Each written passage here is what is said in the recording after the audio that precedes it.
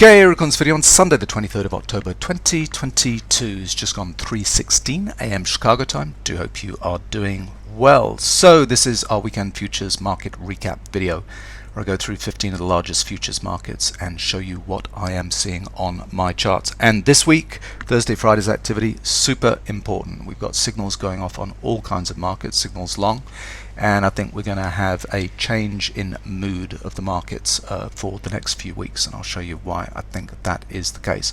But before getting to the charts, just to say I have managed to lock myself out of my MailChimp account. Now, MailChimp is a service I use to distribute emails to subscribers to let you know that there is a new video on YouTube. And this two-factor authentication business, I messed it up royally and managed to lock myself out of MailChimp. Anyway, so the MailChimp people are trying to give me access again. I'm still working on that. But that was the reason why email subscribers did not get a notification last Sunday, and I'm afraid are not going to get a notification this Sunday. So apologies for that. These things do happen though. But anyway, let us get to some charts. Before getting to the tip bar charts, let's roll through the Emini minute chart, starting with the 15-minute chart here. And I'll show you what I am seeing on my charts. So I was expecting an exhaustion sell pattern sometime this week to really bottom the market and tell us that we can now have a clean kind of rally because we've flushed out all of the sellers. But we didn't get an exhaustion pattern. We came close, but it wasn't actually the signal that I was hoping for. Let me show you what we've done over the last couple of weeks with the 15-minute chart here. We had this island reversal pattern here. You can see it forms an island because we have a gap up and a gap down on the daily charts. And we had this exhaustion sell signal, which for me was getting the move going, and that was kind of panicking out. People panicking out because they'd got in too early to that rally phase, bang, and they kind of get out. And I was hoping for some kind of an exhaustion pattern down here. Now, last Sunday into Monday, we had the gap down situation where we bounced off 3,500, and we had a whole bunch of blue professional bars kind of come in here. You can see that taking off with an exhaustion pattern, getting the move going. Now, trends end and start with explosive moves, and this is an explosive move. Whole bunch of blue professional bars, big exhaustion buy readings kind of getting this move going. And similarly, we would wanted to see a similar type pattern on the downside where we get a whole bunch of blue professional bars kind of coming in and exhaustion patterns. Well, we got some blue professional bars on other time frames, but we didn't get an exhaustion sell pattern down here. Didn't happen on that move there, and it didn't happen on the test this week, but we got close. So something to match this is a read. It's off the chart, off the screen recording, but the momentum signal there, I think at the lows is just over 28,000 negative, and this read at the lows was 27.3. So it was close. If we'd kind of exceeded this number here, even by a smidgen, we would have got an exhaustion sell signal there, and that would be kind of good. But it got close, and you can see with Thursday into Friday's kind of reversal, we were thinking about going down and testing, and so they said no, that's enough selling. Blue professional bars come in here on the stair step trade right there, bang, and we're about to break above resistance on better sine wave on the 15-minute chart over here. So we've done enough damage to the downside. We're breaking into an uptrend on the 15-minute chart, and we'll start to see signals on a bunch of markets. Let's go up to the 45-minute chart here. 45-minute chart, the exhaustion kind of pattern that we got down at that 3,500 level was a Rambo pattern, which kind of matched nicely off the Rambos that we saw at the highs up here. So Rambo channel, Rambo to Rambo, where the amateurs are getting wrong-footed, they're going long at that point, and they're freaking out and going short at this point here. So it just shows extremes in markets. Rambo again stands for a potential reversal of amateur breakout, so RAMBO, and that's why we got a pattern there. We got a little bit of selling, but it was nowhere near the patterns that we had here. But now on price and trend, what we've got is we put in enough testing to the downside, and I talk about end of trend patterns rippling through the time frames. So on the 45-minute chart, the lowest time frame here, pullback to end of trend signal. Next time frame up, the intermediate time frame, we've got pullback to end of trend going through. And then what we'll probably have to put in is maybe a pullback to end of trend, but certainly resistance to support on the highest time frame. So we're breaking into an uptrend here. We've got the background printed red going on here, which means in terms of volume and price, both of them are pointing upwards, and we're breaking into confirmed uptrends. at some point we'll have resistance come here together on the highest time frame when these lines kind of cross and start to trend down. So at some point we'll have a little bit of trouble in this rally, and we'll kind of test back down, but I don't think yet. I think now we're going to be breaking up into the 3800s, and we'll see where it goes. 135-minute chart here, pullback to end of trend on the lowest time frame, syncing up with cyclical support on the highest time frame here. We're starting to break into an uptrend. Blue professional bars coming in at the lows here, so that's kind of good. There's those Rambo patterns at 44, 4300, kind of getting wrong-footed. And then lastly on the daily chart here, all the blue professional bars kind of coming in here, slightly more bullish kind of momentum patterns with the little red dots going on there, and we've got a triple support going on. Now I wanted to show you the NASDAQ chart here, because on the S&P chart, this is a whole support level here at pullback in an uptrend on this daily chart, the highest time frame there, which means that's like a 9-day chart where it's showing us support there. You can see it on the weekly chart, the E-mini, that support on better sine wave has come in here.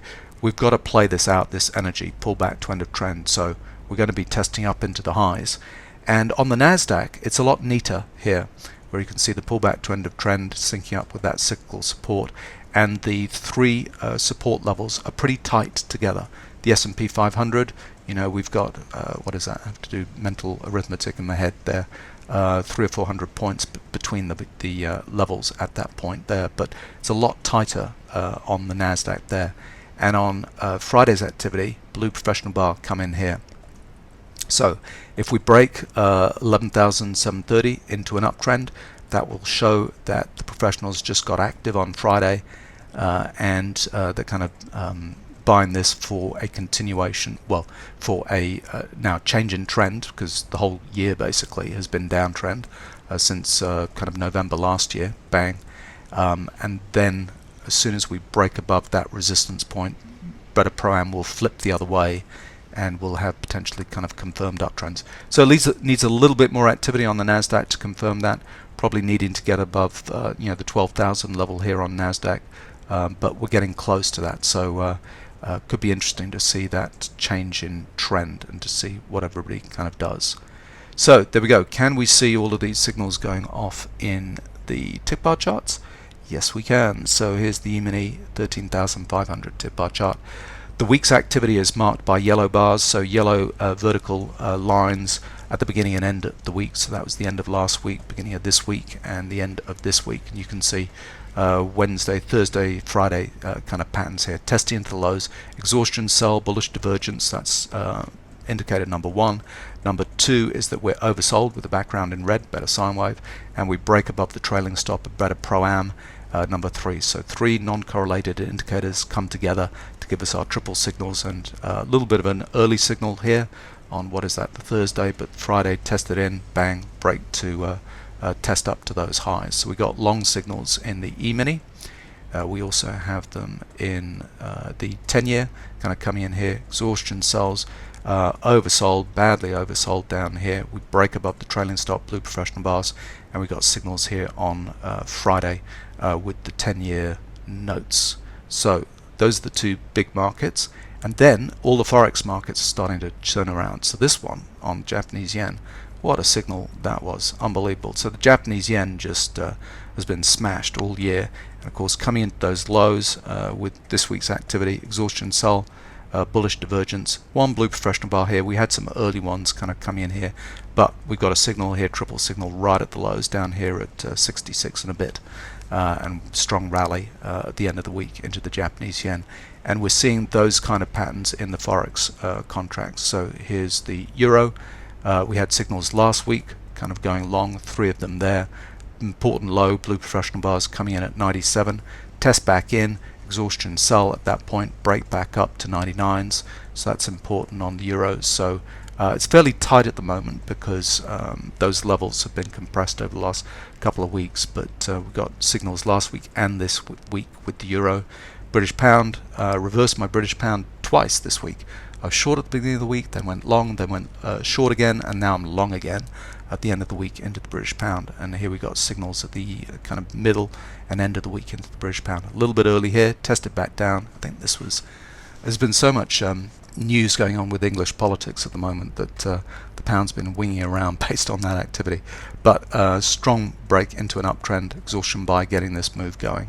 So British pound signaling long at the moment, and also Aussie dollar, last week Aussie dollar kind of bottoming here at 62s, which is an unbelievable level for the Aussie. Blue professional bars coming in at the lows, stair steps kind of as they're picking it up at the each little retrace here, bang bang bang, stair step kind of chasing it up, and we're back at this level where we kind of broke down and have bottomed over the last 2 weeks. So I hopefully you'll get the kind of message that all of these important kind of macro charts are showing that this week's activity was absolutely key.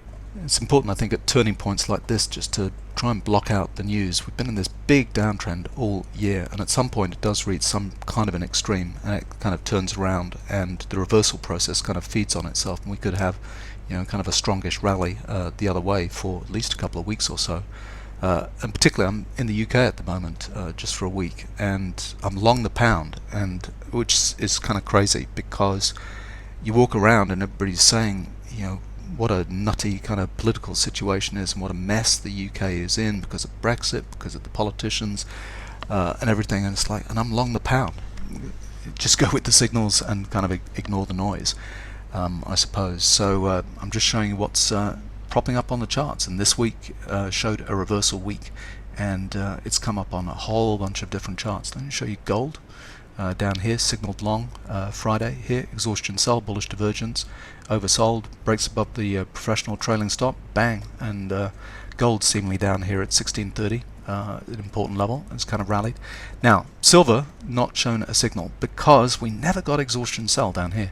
We got exhaustion sell setting the move off, bang bang bang, and we definitely got blue professional down bars down here at kind of the 18 level, but they got this thing moving with exhaustion buys, and we're rallying up to 1950, but because we did not have exhaustion sell down here, we haven't had signals long. In fact, we've got some false signals kind of here going short. So sometimes things don't work out perfectly, and that's because the readings on the exhaustion sell were not extreme enough to generate exhaustion sell. Bitcoin, what's Bitcoin doing? Bitcoin, we got long signals a couple of days ago. We're at this 19 level, just fussing around at the moment, but we're above the trailing stop on Better Pro-Am. We've got a bullish divergence kind of come in here, so we're overbought at the moment, so it's not going to signal there, but Bitcoin will follow the rest of the markets if we got a risk on kind of situation. Crude, now crude, we had a nice trade last couple of weeks ago, 82 into 86. It kept on going up to 92, and then we had nice signals at the top at 92 short, bang bang bang. These signals long were too early because they were based off exhaustion sell, and that's exhaustion sell getting the move going. So those were kind of not good signals. But Thursday, Friday's activity, there's where we got our exhaustion sell and bullish divergence kind of come in.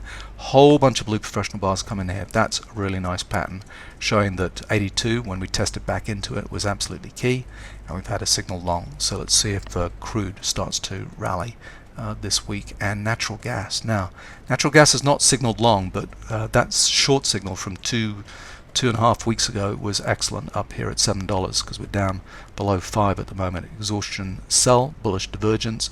We're a ways away from the trailing stop on Better Pro-Am, so we need to see some more blue professional bars here. But let's see if we get a signal this week or next week in natural gas. And copper. Copper, we got signals long this week. Not been a lot going on in copper, but we had exhaustion sell and flush patterns this week, testing into $3.35, and we've rallied, and we've had signals long in copper. So, I mean, it's all pointing up. I think we've got signals in pretty much all of these markets. Not natural gas yet. Silver, no, because of the inverted kind of exhaustion patterns, but everything else is kind of pointing up. The ag's less important at this point, but we've got signals long in corn midweek, and soybeans, I'm not sure what, no. Signals short here, and we've got stair-step trades going on at the moment. Exhaustion buy, bearish divergence, flush, blue professional bars. So if we start breaking this 1384, 1380 level in soybeans, that will be a continuation of that downtrend. But I think wheat did signal long this week. Yep. So bottom down here, whatever that level is, exhaustion, sell, bullish divergence, test into those levels, a couple of signs of strength, bang, bang, bang, blue professional bar, stair stepping up. So let's see if that holds and we get above 864 on wheat. So it's almost without exception, these markets are kind of signaling long. So it's going to be an interesting week. Who knows, there might be some fundamental news that kind of comes up. I don't know, some kind of agreement in Ukraine or ceasefire or something that will come in to almost confirm these long signals. But that's pretty conclusive that all of these markets are starting to show signs of strength after quite a long kind of decline this year. Anyway, so I hope your trading is going well, and I'm definitely looking forward to next week's trade.